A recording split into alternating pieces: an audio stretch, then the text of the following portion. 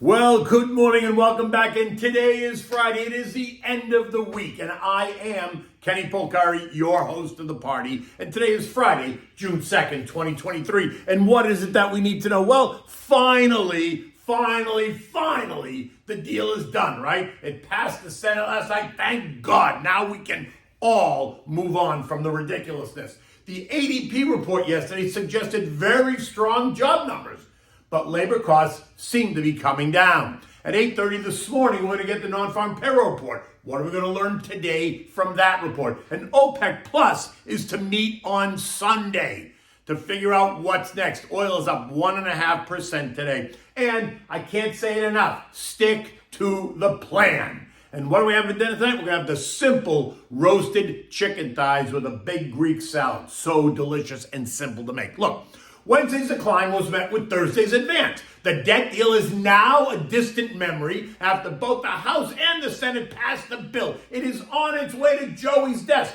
He'll sign it once he stands up after the fall he took yesterday at the U.S. Air Force graduation ceremony for the class of 2023. But that's another conversation. Senate Majority Leader Chucky Schumer, not to be outdone, right, needed to steal the headlines telling us that we saved the country from the scourge of default.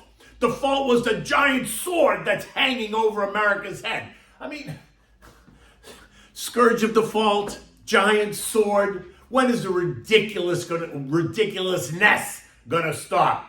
While they all like to use the descriptive adjectives, none of it was true at all at any point in time. Again, the country was never going to default. I can't say it enough. But they did manage to create angst for 3 weeks, and now they're all patting themselves on the back, taking credit for a job well done.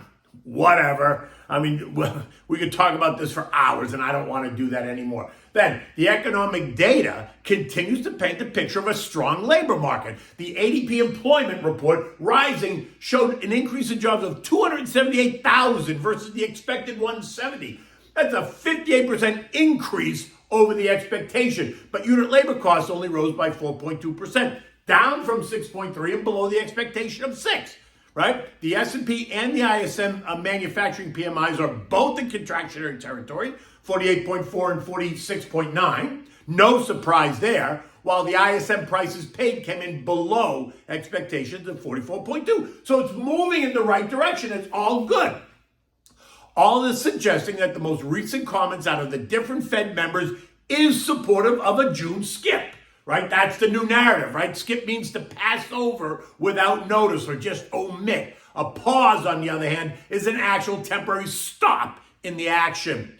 So it was Philly's Fed President Patty Harker that introduced a new concept into the markets, all right? He did that on Tuesday, suggesting that while they may do nothing on June 14th, it does not suggest at all that rates have stopped going higher, nor does it suggest at all that rates are going lower, as some in the market desire. Then yesterday, St. Louis' Jimmy Bullard, who's a real hawk, published an essay that reveals that he thinks interest rates are still at the low end of what's likely to come, which suggests higher rates in the future.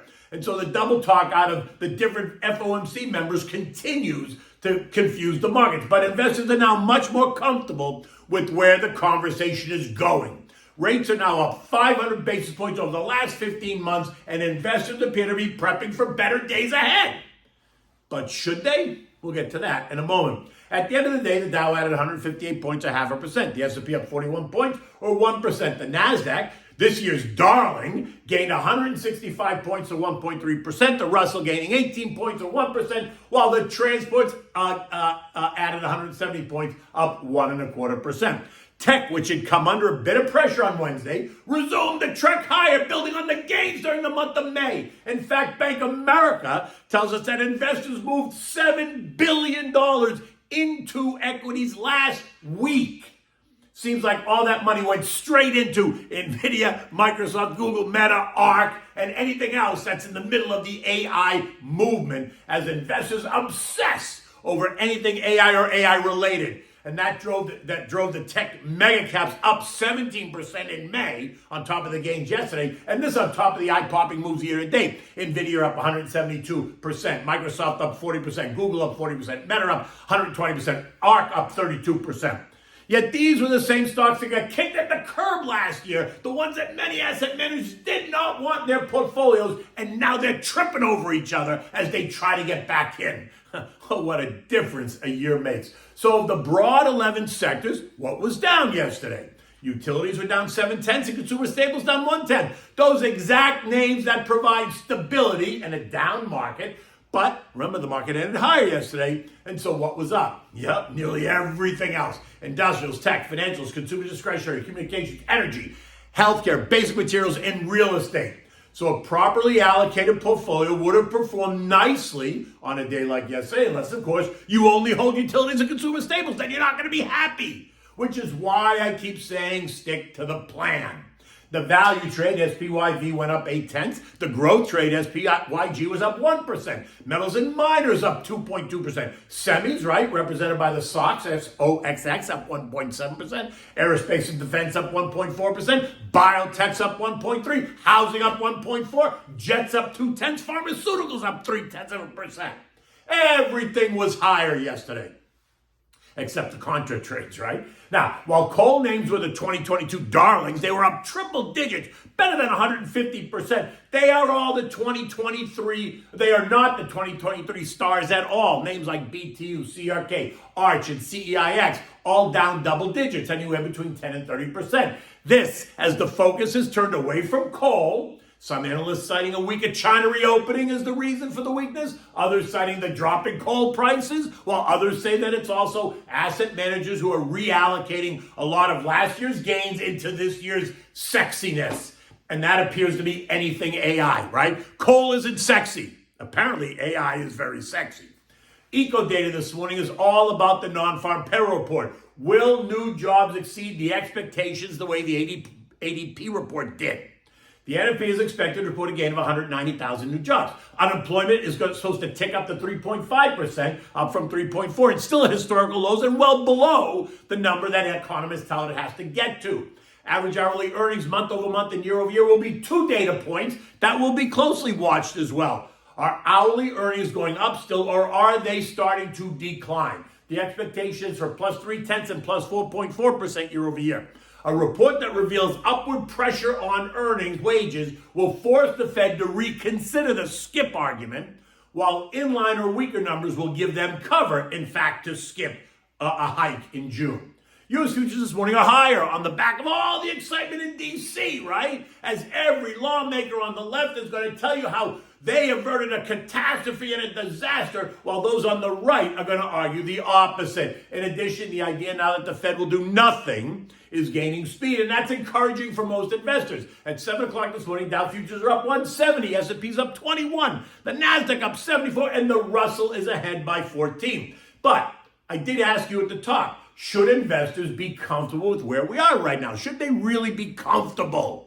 What happened to all the concerns about commercial real estate loans coming due and all that real estate? What about the record high consumer credit? What about the fancy accounting that public companies are doing to manage their bottom lines? You can find out more about this in today's journal, right? Where they had this lead article, and it's a great article. You should read it. Business is slowing, so companies are juicing profits. It's called earnings management.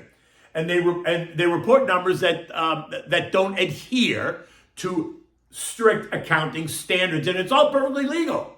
It goes on to say that this is a difficult environment, that they're reallocating costs, right? Unwinding charges, delaying depreciation. In the end, they're using unconventional or non-traditional ways of boosting their bottom lines, and Google is a perfect example. In last quarter's earnings, they quietly decided to reduce depreciation on computers that they now suddenly say are going to last longer.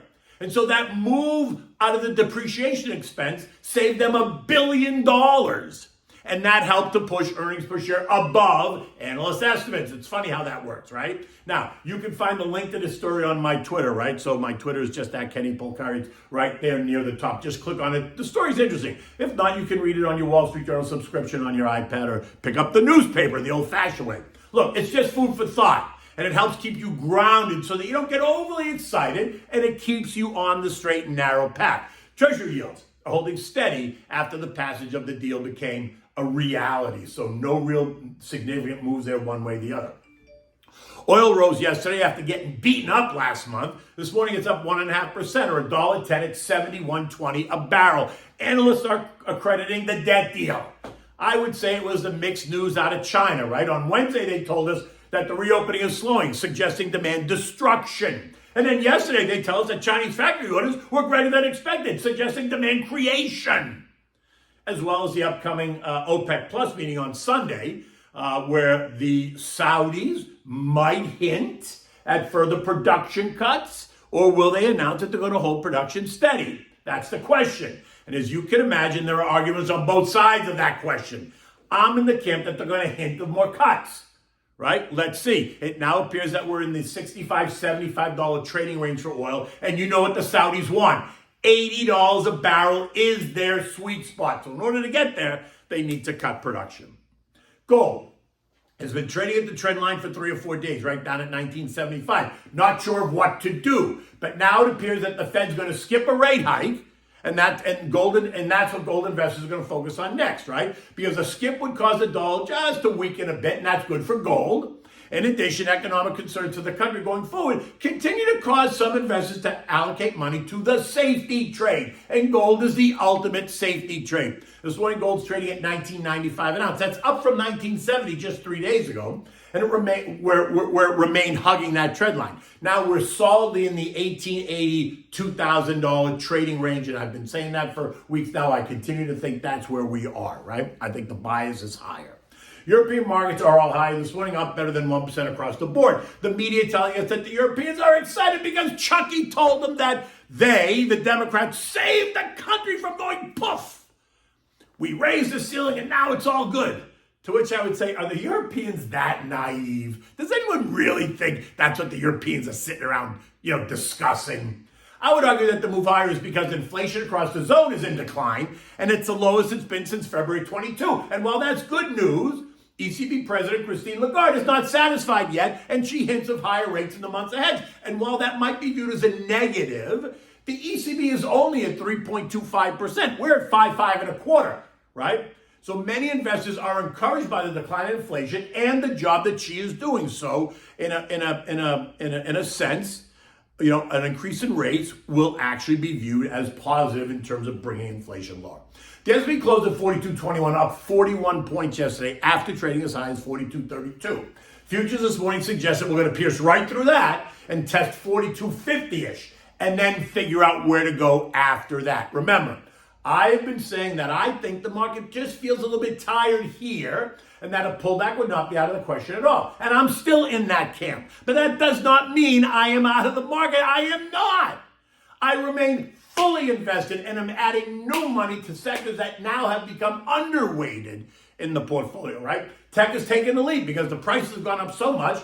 I'm overweight tech now, so I have to reallocate the sectors that need some love. So I'm into financials, energy, healthcare to balance it out, right? Which speaks to my exact point. If you have a solid plan, if the fundamentals of the company have not changed, if this is just the economic cycle that you learned about in Econ 101, and if you balance out the core portfolio with some downside protection or with some of those big, boring, yet beautiful names that pay decent, consistent dividends, you will find yourself in the sweet spot as well, right? Versus being someone that's constantly trying to pick tops and bottoms and time the market. Don't time the market with your long-term money. It's dumb. Investors need to focus on the Fed now that the debt news is history. It now appears that if we pierce 42.50 decisively, then a challenge of the August highs of 42.90 is in the bullseye. Trendline support is now 41.15, so it appears to me we're in that 41.15, 42.90 trading range. But we'll see, right? Sit tight. So what do we have for dinner tonight? Look, it's Friday. It's been a long week. Just make simple baked chicken thighs. This comes out of a Greek recipe. It's so simple. You need thighs and maybe some legs. You need olive oil, garlic, salt, pepper, oregano, chicken broth, and fresh lemon juice. Period. The end. Wash your chicken pieces, pat them dry with a paper towel, then season them with some salt and pepper. Set them aside for a minute. Preheat your oven at 350 degrees so it's nice and hot when you need it. Now, in a blender, you want to add the garlic, the seasonings, the broth, and the lemon juice. Blend it, emulsify it, blend it really well, and then pour that over the chicken pieces, and then let it marinate for 20 minutes. You don't put it in the fridge. If you're going to cook it right away, just cover it, let it marinate. Now, when you're ready, put them in a baking dish, cover it tightly. Bake it for 75 to 90 minutes, depending on how many pieces you have. Then uncover and turn on the broiler. Allow the chicken to become nice and golden brown. Turn it over so it's golden brown on all sides, right? Remove it, serve it, and you should serve this with a classic Greek salad with the Greek salad dressing. That's the perfect way to end this week with the simple chicken, the Greek salad, and always, always, always a nice glass of wine. And in this case, you could go either way. You could go for a light red, you could go for a chilled white, you could go for a chilled rosé. It is summertime now, it's rosé all day, as they say. In any event, look, it's Friday, you can see the sun is out. It's going to be kind of a mixed day. We are in the middle of, well, now at the beginning of hurricane season here in Florida, so there'll be days ahead, just like Mama said. In any event, until Monday, have a great weekend and take good care.